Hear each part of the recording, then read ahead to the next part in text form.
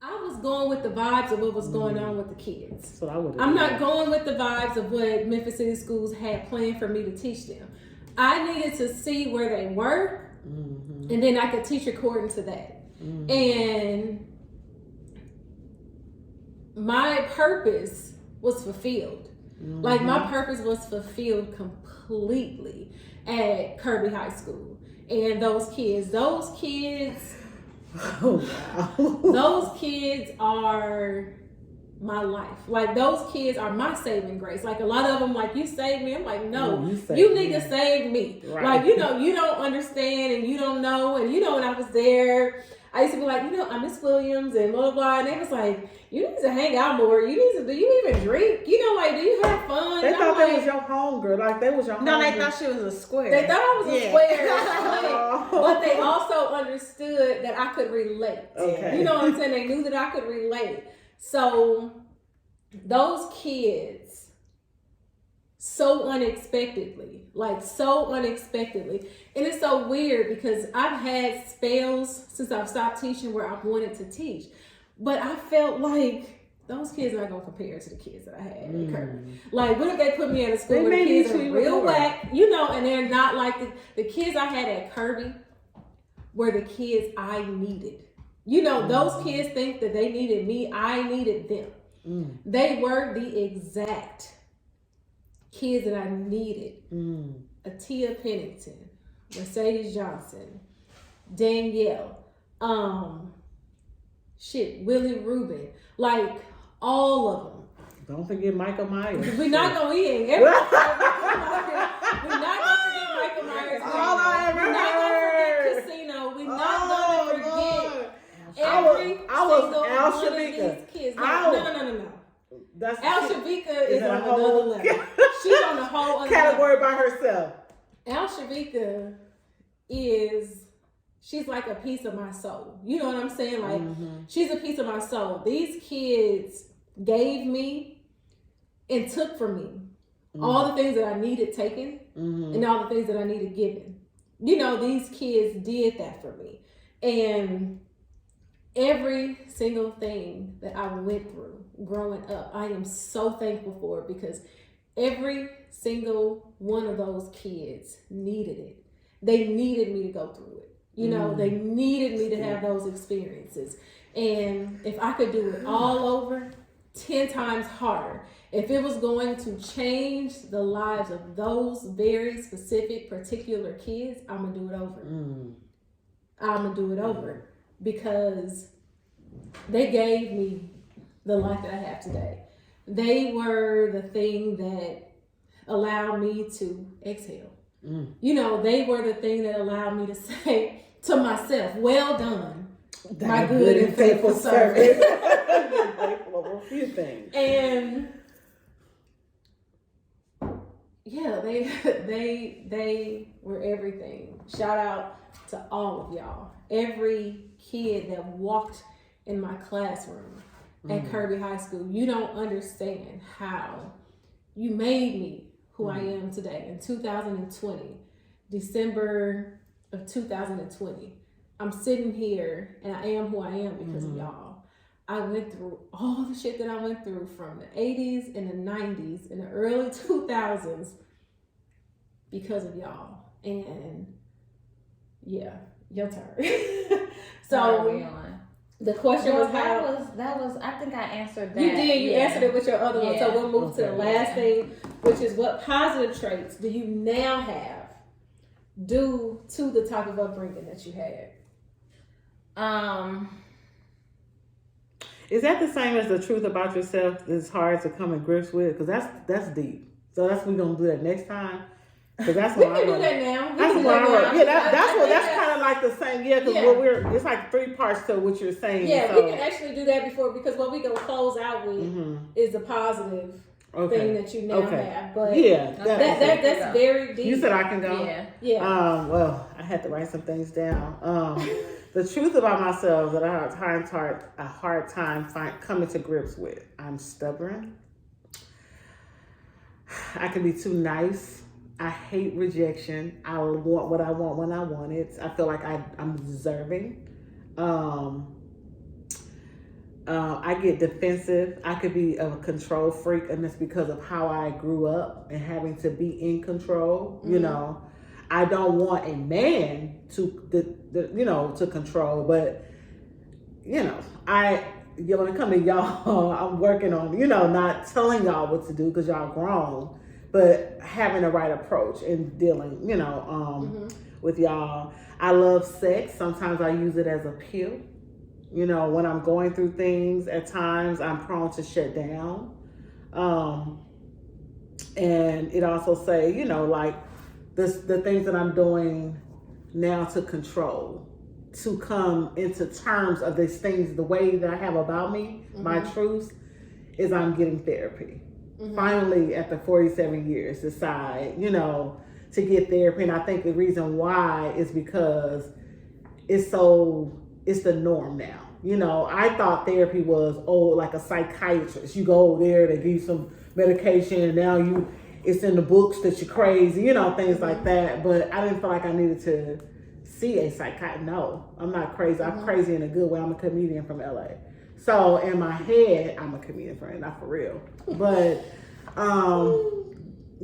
coming to terms with my truth is making me a better person. Because before I would get defensive and I was shut down and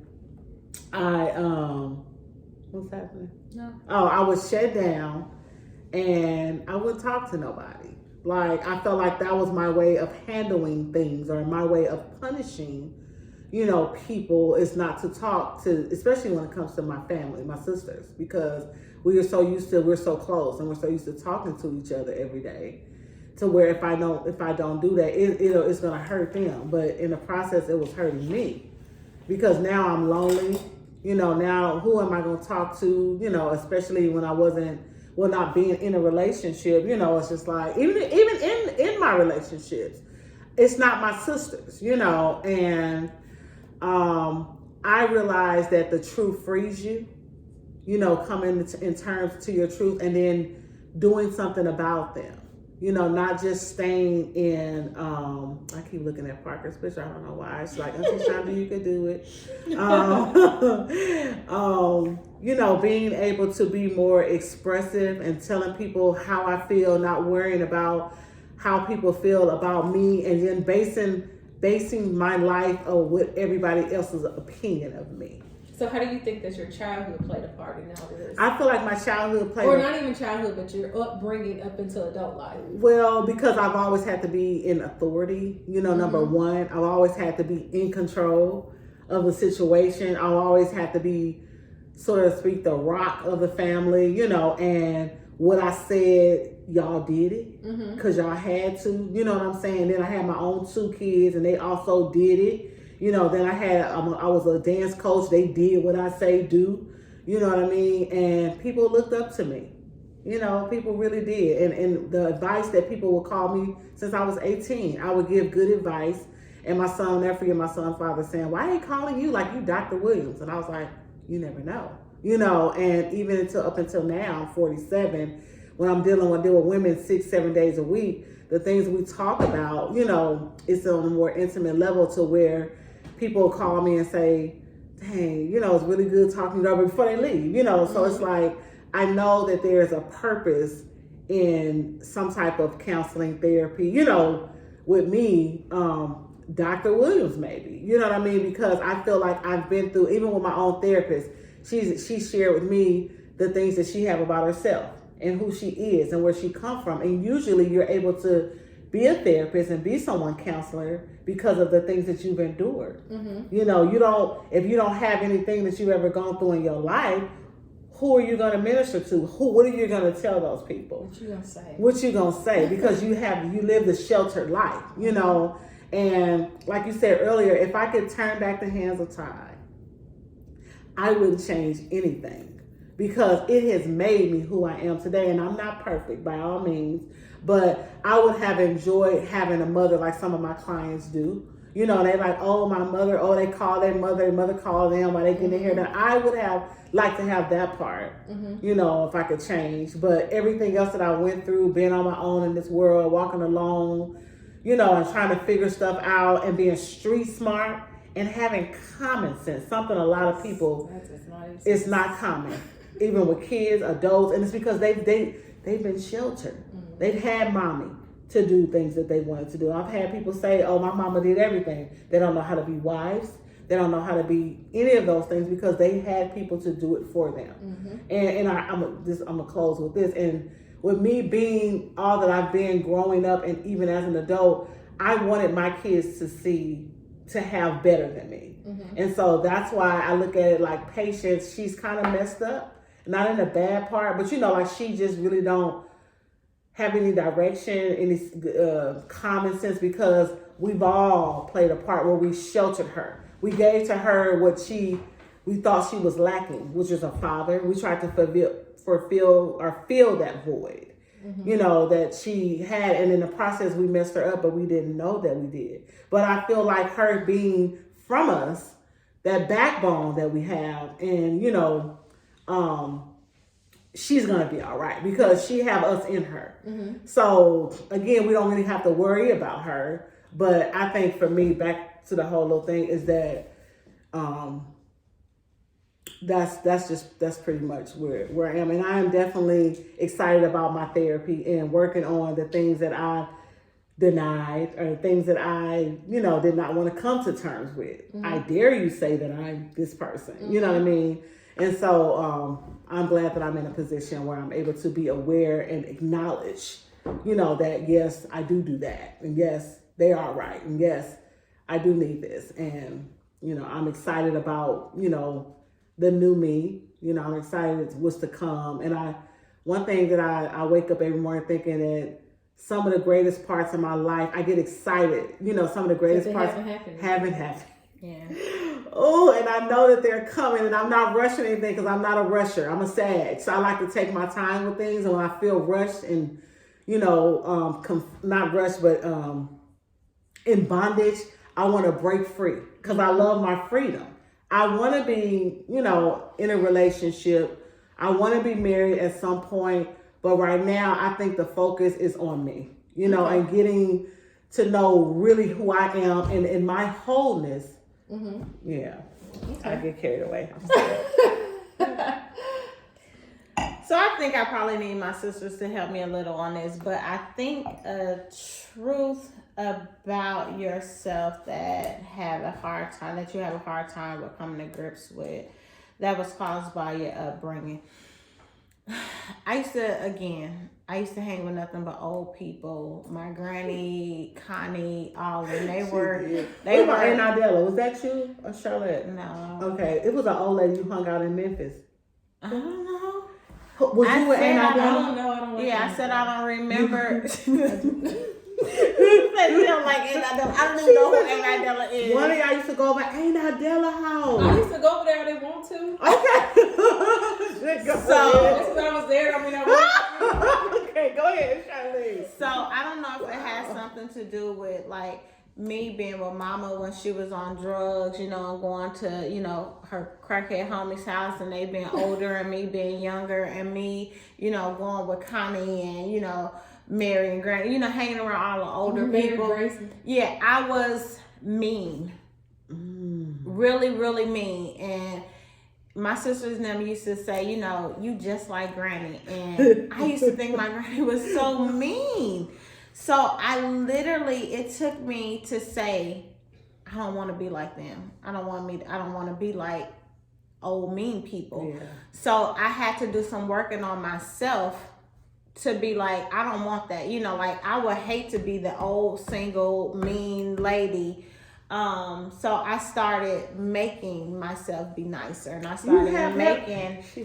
I started making, like, for some reason, like, all of a sudden, I used to be the mean one, and she was the nice one. Now, when a situation occurred, my family called me. I'm like, oh, so I'm the nice one now, I guess, and she's the mean one. They don't call her anymore. They call me. Mm-hmm. But even like the whole situation with Mita earlier, like where she like, I feel like I can talk to you, more than I can talk to them. It's something about my spirit and my soul that I may do a 360 and I may is say, I'm not gonna be mean no more. I'm not gonna be that mean old lady no more. You know, like I want peace, I want love, you know, like, and I literally had to pray, and I literally had to force that into my life. And I think when I just gave all that, Okay. it's okay, I accidentally hit it. When I gave all that to God, and I asked Him to take that. She's also strong. So I'm really strong though. We all are. Yeah, I but don't know when what I when I is asked, that the project in us? Okay, go ahead. you can be there too. right But I'm strong as love. I'm strong as hell now. Go ahead. But when I had to pray, and I had to ask God to take that evilness, take that meanness out of me, and literally, y'all, I did a 360. Like I did a 360 because I didn't want to grow up and be a mean old lady. And God literally have worked on me, and I am one of the most kindest. Like I'm still mean, but It's not like it was. it's not like it was. She would I come am in the a- salon just who left that crumb right there? Who No, left? that's just the disciplinary in me. You know, but I pray, and God have literally did a 360. Like He have softened my heart.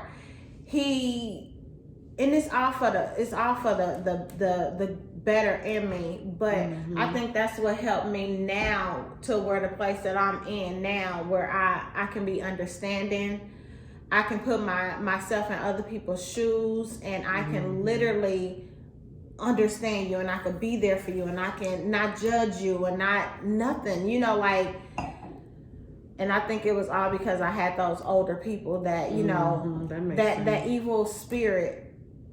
I don't even want to call them evil. Well, no, they was just mean. Oh, you know, just like old. So yeah, old. old. And y'all know how old people can be, you know. But that makes sense. I never looked at that. Like just growing up, never looked at. No, y'all used to always be like, you act just like Granny, and I'm like, I could tell you what I don't want to act like.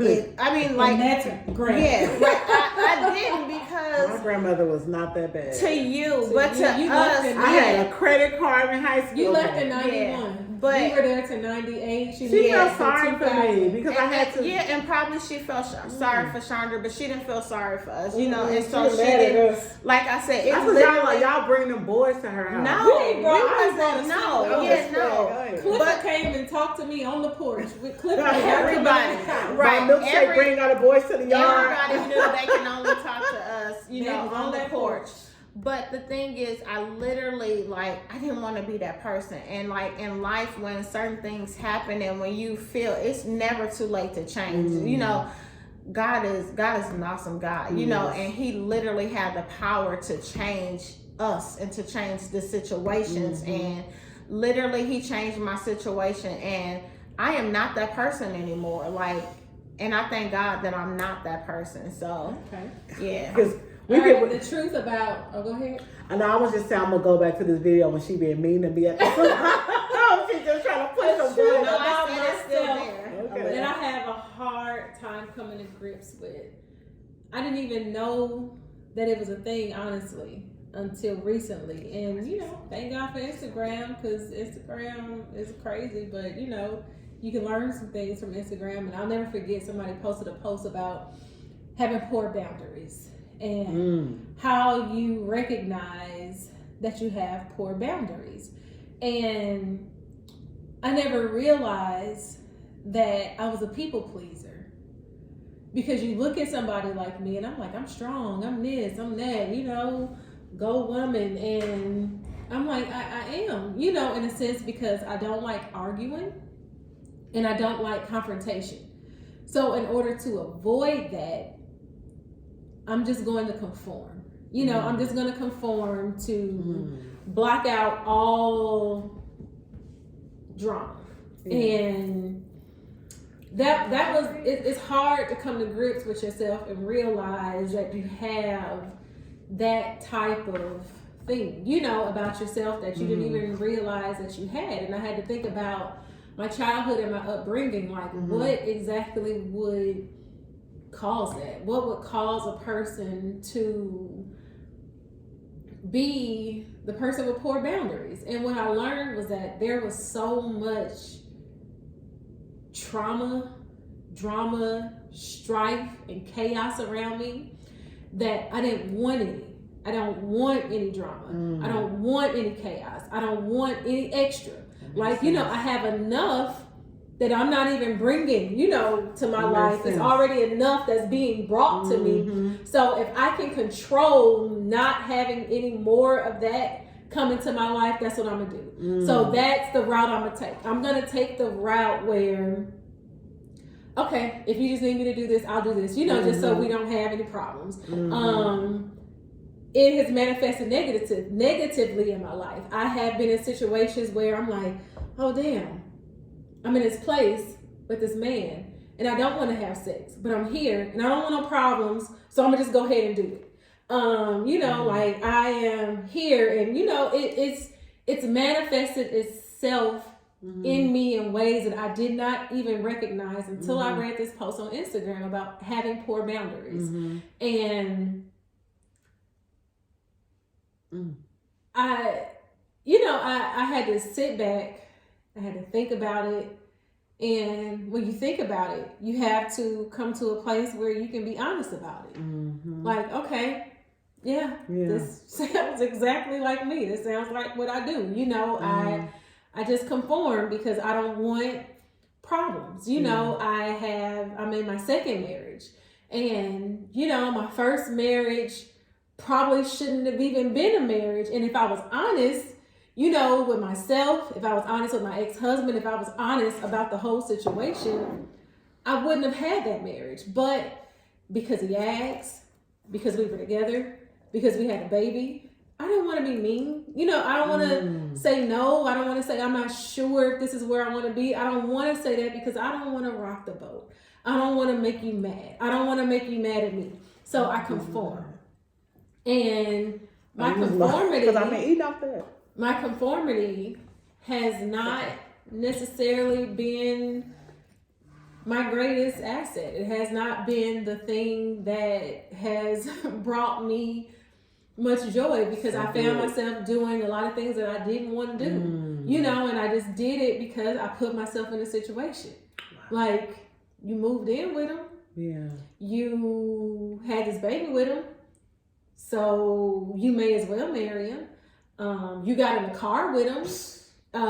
You pulled up at this hotel room. You may as well have sex with him. You came to his house because he said he needed you for one thing, and now he's pulled his dick out. You may as well have sex with him because what if you say no, and what if he gets mad, and what if he, you know? So the point is, the thing about myself that it wasn't even that I had a hard time coming to grips with. I just didn't even know what it was. I didn't know how to call the thing that it was because I didn't know the name of the thing until I saw this post, and I'm like, damn, I have poor boundaries. That's what it's called. And this is why. Oh my God. But now that I recognize it, I can change it. Yeah. I can fix it. I can address it. And even in my current marriage, once I realized that, I had to come to my now husband, my true love, that's it for another thing. But I had to come to this man like, baby, yeah. So when I do A, B, and C, it's not necessarily because I want to. I'm just doing it because I feel like that's what you want. And, you know, I had to come to those terms, and I've had to come to a lot of terms, and it's helped me so much in my life right now to realize who I really am, what I really want, what I'm actually willing to do, and why we're here, you know, right now, while we're talking on this podcast, video blog, whatever you want to call it, YouTube thing, Instagram post, I don't know, you know what it's called, but Head Talk. The reason that we're here is because I have a lot to talk about. I have a lot to... So many women do. Yeah, I have a lot that... A lot of people to help. A lot of people to help, and a lot of people who are going to even help me. And I wanted to start this thing with my sisters because these are my roots. You know, these are the people who have been here for me since I was but a baby. You know, from the things that I can remember. Chewing up nail laters for you. Yeah, they had to chew up my nail laters because I just didn't want the drama of all the hard nail laters in the beginning. Like, just come on, get me to the point to where it's soft. And, you know, listen to her stories about Zachary and all her kids. Oh my God. You know, but the thing that started was my sisters.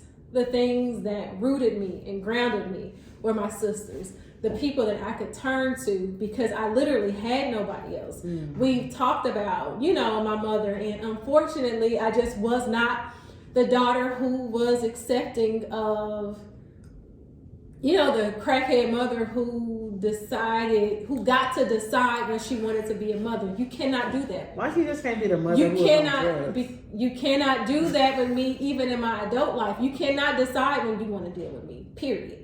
And I've been like that since I can remember. When you haven't had your drugs for a few days and you feel good and you feel like you want to be a mother, bitch, save it. I don't want it. And you know, that I did. I called her a bitch. She's dead. Rest in peace, Phyllis. But it is what it is. I felt how I felt, and I don't apologize for it. And you know, this whole thing, this head talk, is here for this reason. It's healing. This conversation has been healing for me. It's probably been healing for them, and it's going to be healing, hopefully, for the people who listens to it, and the ones that are going to come after this and following this. I'm hoping that it will heal so many people. And we're about to go. My husband's calling for me. But thank you guys so much for listening. I'll probably break this in parts because I cannot post all 2 hours of it. I'm gonna break it in parts, so y'all gonna have to wait for some stuff. I'm gonna be like, ooh, part 1, part 2. But thank you. Love y'all. Good night. It's over, Chandra. Press stop, Chandra. It's a wrap. Cheers. Bye, guys. Charlene, you have nothing left. I'm gonna get some.